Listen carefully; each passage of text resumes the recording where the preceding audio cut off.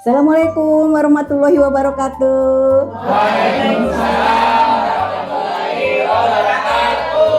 Ketemu lagi ya siang-siang ini sama Omi Ai.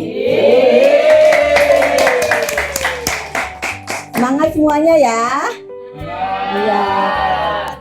Hari ini nih saya mau ngebahas masalah penyakit yang sebetulnya sudah ada sejak zaman dulu kala.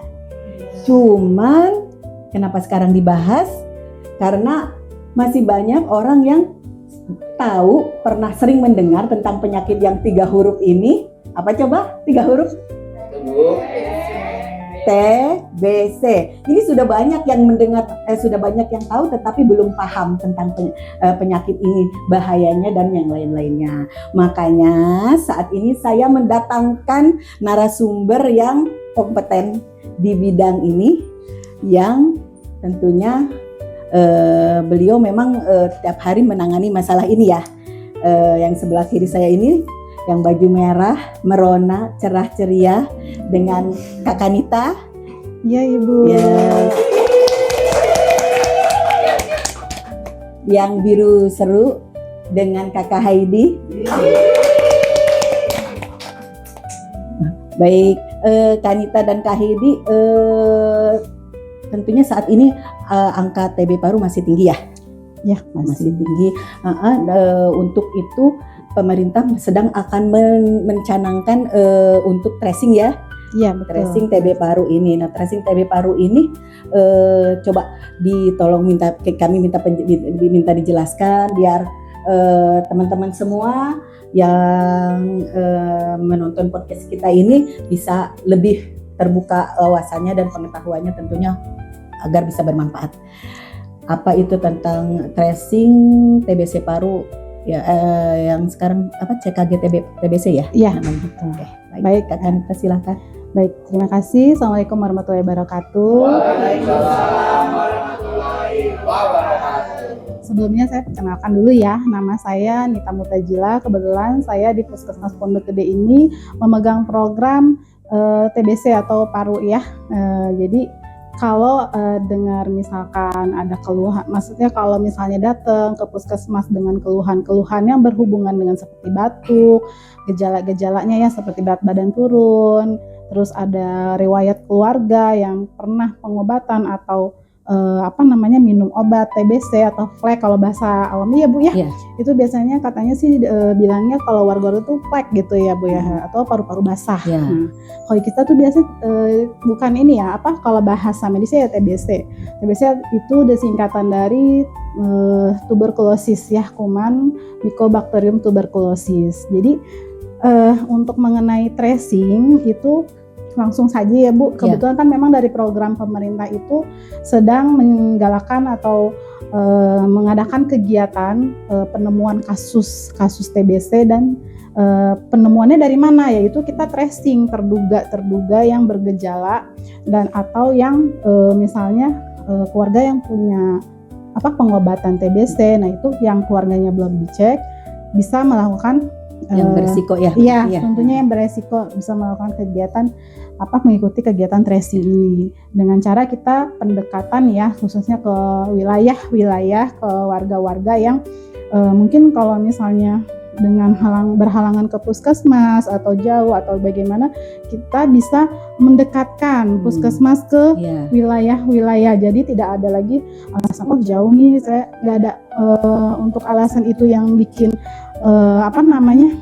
tidak berobat atau mau ngecek gitu ya. Dengan ini kan dari program pemerintah ini, jadi kita bisa meningkatkan juga penemuan kasus gitu, sehingga bisa cepat tertangani ya. Nah, betul. Penularannya bisa segera ditangani ya. Karena penularannya sangat mudah dan sangat cepat ya. Penularannya kan sangat mudah. Jadi kebetulan kan kita itu peringkat terdua ya Bu ya, Indonesia itu juara kedua. Juara kedua yang penyakit terbanyak TBC dunia setelah India. Dulu tuh peringkat ketiga, sekarang malah jadi naik. Iya, jadi kan sedih ya. Dan Jawa Barat juga khususnya Kota Bekasi itu yang sangat menyumbang juga banyak gitu ya Bu. Banyak ya. Makanya kita mengadakan tracing ini supaya cepat ditangani, segera ditemukan dan ditangani dan diobati. Dan kalau dari Bu Heidi juga kan bagian promosi kesehatan juga berperan juga ya Bu ya, untuk apa namanya, mengedukasi masyarakat ya. betul, mengedukasi masyarakat. Oh nggak, ya maksudnya ikut mendukung juga ya Bu ya. Nah untuk kegiatan tracing CKG ini ya, CKG TB paru ini seperti apa pelaksanaannya nanti kegiatannya? Ya, pelaksanaannya sih sebenarnya kayak kita cek kesehatan, kan kebetulan terintegrasi dengan cek kesehatan gratis. Jadi pemeriksaannya itu menyeluruh ya Bu, misalkan dari pertama warga datang, kan kita perwilayah misalnya di kantor RW atau di mana Posyandu, satu tempat wilayah tersebut, warga datang daftar, terus di pengisian form, daftar hadir, terus nanti dapat format untuk screening, lalu pasien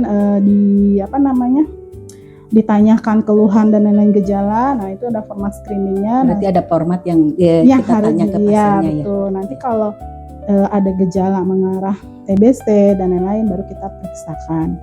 Tapi bukan hanya itu aja, CKG kan banyak ya Bu ya, seperti diabetes, darah tinggi dan berarti lain-lain. mencakup semua ya. Semuanya nggak juga. Hanya screening ini nggak hanya mencakup penyakit TBC aja, khusus TBC, tetapi pada akhirnya jadi akan diabetes mungkin ya, hipertensi gitu, penyakit-penyakit yang memang Tidak ada di masyarakat ya.